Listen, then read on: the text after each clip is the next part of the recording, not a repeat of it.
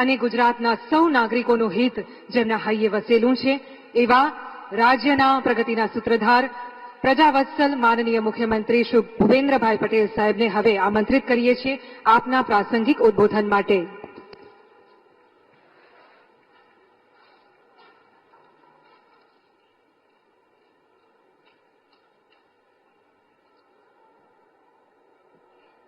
સોમનાથ સ્વાભિમાન પર્વ કાર્યક્રમમાં આપણી સૌની સાથે મંચ ઉપર ઉપસ્થિત વિશ્વના સર્વાધિક લોકપ્રિય નેતા અને ભારતના યશસ્વી વડાપ્રધાન આદરણીય શ્રી નરેન્દ્રભાઈ મોદી સાહેબ, મારા સાથી નાયબ મુખ્યમંત્રી શ્રી હર્ષભાઈ સંઘવી, મારા સાથી મંત્રી શ્રી જીતુભાઈ વાઘાણી, અર્જુનભાઈ મોઢવાડિયા, પ્રદ્યુમનભાઈ વાજા, કૌશિકભાઈ વેકરિયા, સાંસદ શ્રી રાજેશભાઈ ચુડાસમા, આમંત્રિત સર્વે સંતગણ, પ્રેસ મીડિયાના મિત્રો, સૌને મારા નમસ્કાર. જય સોમનાથ. આદરણીય વડાપ્રધાનશ્રીના નેતૃત્વ અને પ્રેરણાથી ઉજવાઈ રહેલું સોમનાથ સ્વાભિમાન દેશના આત્મસન્માન અને અતૂટ આસ્થા તથા અડગ સંકલ્પથી ઉજવણીનો અવસર છે. 12 જ્યોતિર્લિંગનું પ્રથમ જ્યોતિર્લિંગ આ ભગવાન સોમનાથનું મંદિર એ માત્ર મંદિર નહીં, ભારતના આત્માનું પ્રતીક છે.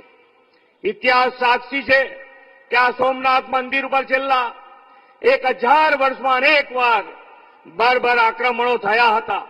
મંદિરને તોડવાનો પ્રયાસ થયો, પરંતુ કોઈ આક્રમણો ક્યારેય ભારતની આસ્થાને તોડી શક્યા નથી. આજે પણ ભવ્યતા અને દિવ્યતાથી ભગવાન સોમનાથ વિરાજમાન છે. સોમનાથથી અખંડ આસ્થાની કથા અનેક વીરોના ત્યાગ અને બલિદાનથી ભરેલી છે. વીર હમીરજી ગોહિલ, ચૌલા દેવી, વેગડા ભીલ જેવા શૂરોએ પોતાના યોદ્ધાઓ સાથે સોમનાથ દાદાના રક્ષણમાં સર્વોચ્ચ બલિદાન આપ્યા હતા. આજે આખા જગતમાં સ્વની ચર્ચા છે, ત્યારે આદરણીય વડાપ્રધાન શ્રી મોદી સાહેબે દેશના ઇતિહાસમાં જોઈએ એવું સ્થાન નહીં પામેલા સ્વાભિમાનના યુદ્ધને અને સોમનાથ દાદાના રક્ષણ માટે સમર્પિત થઈ ગયેલા શૂરવીરોની શહાદતને યાદ કર્યા છે. 1000 વર્ષ પહેલા દેશની અસ્મિતા પર આક્રમતાઓએ કરેલા આક્રમણનો આપણા સ્વાભિમાનની યોદ્ધાઓએ પૂરા શૌર્ય અને સાહસથી જવાબ આપ્યો હતો. જનમાનસમાં આવા સ્વાભિમાનની જ્યોતિ જલાવી રહે એવા વિચાર માત્ર આદરણીય વડાપ્રધાન શ્રી નરેન્દ્રભાઈ જેવા યુગ પુરુષને જ આવે. આપણે સૌ નસીબદાર છીએ કે વિશ્વના વિકાસ પુરુષ એવા વડાપ્રધાન શ્રી મોદી સાહેબ આજે આપણને પ્રેરણા આપી રહ્યા છે. આખા યુગનું નિર્માણ કરનાર વિઝનરી લોકનાયક શ્રી મોદી સાહેબે પ્રત્યેક ભારતવાસીઓના સાંસ્કૃતિક રાષ્ટ્રવાદનો જે ભાવ જગાડ્યો છે તેનું ગૌરવ કરવાનો આ અનેરો અવસર છે. સોમનાથ મંદિરની ગાથા કોઈ વિનાશની ગાથા નથી. એ તો 1000 વર્ષથી આપણા અડગ સ્વાભિમાનની અને ક્યારેય અસત્ય સામે ન ઝૂકવાની વિરાસત છે.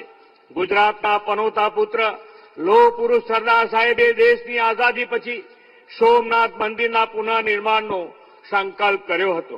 આ સંકલ્પને પૂર્ણ કરતું આજનું ભવ્ય મંદિર પથ્થર કે ઈંટોનું ચણતર નહીં, ભારતના આત્મવિશ્વાસ, આધ્યાત્મિકતા અને સરદાર સાહેબની દ્રઢ સંકલ્પ શક્તિની વિરાસત છે. વડાપ્રધાન શ્રી મોદી સાહેબે આપણા શ્રદ્ધાના કેન્દ્રોની આવી વિરાસતને જાળવીને આધુનિક કાયાકલ્પ કરવાની સંસ્કૃતિ વિકસાવી છે.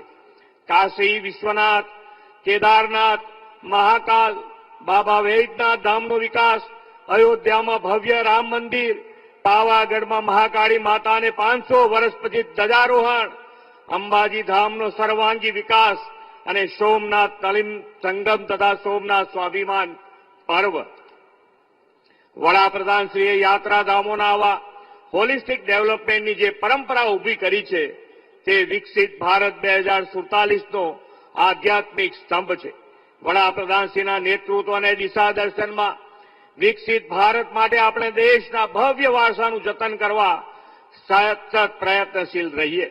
વ્યક્તિગત જીવનમાં શ્રદ્ધા અને ભક્તિ વધારીને સામાજિક સદભાવના અને સમરસતા માટે કાર્યરત રહીએ. વિકસિત ભારત, આત્મનિર્ભર ભારતનું નિર્માણ આપણો મૂળ જીવન મંત્ર બનાવીએ. આપણે સૌ સોમનાથ દાદાના ચરણોમાં પ્રાર્થના કરીએ કે લોક લાડીલા વડાપ્રધાન શ્રી મોદી સાહેબને દીર્ઘાયુ અને અખંડ શક્તિ આપે. ભગવાન સોમનાથના કૃપા આશીષથી તેમના નેતૃત્વમાં ભારત વિશ્વગુરુ સ્થાને બિરાજે.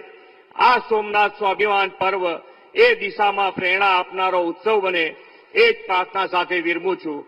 ભારત માતા કી જય. વંદે માતરમ. જય જય ગરવી ગુજરાત. જય સોમનાથ.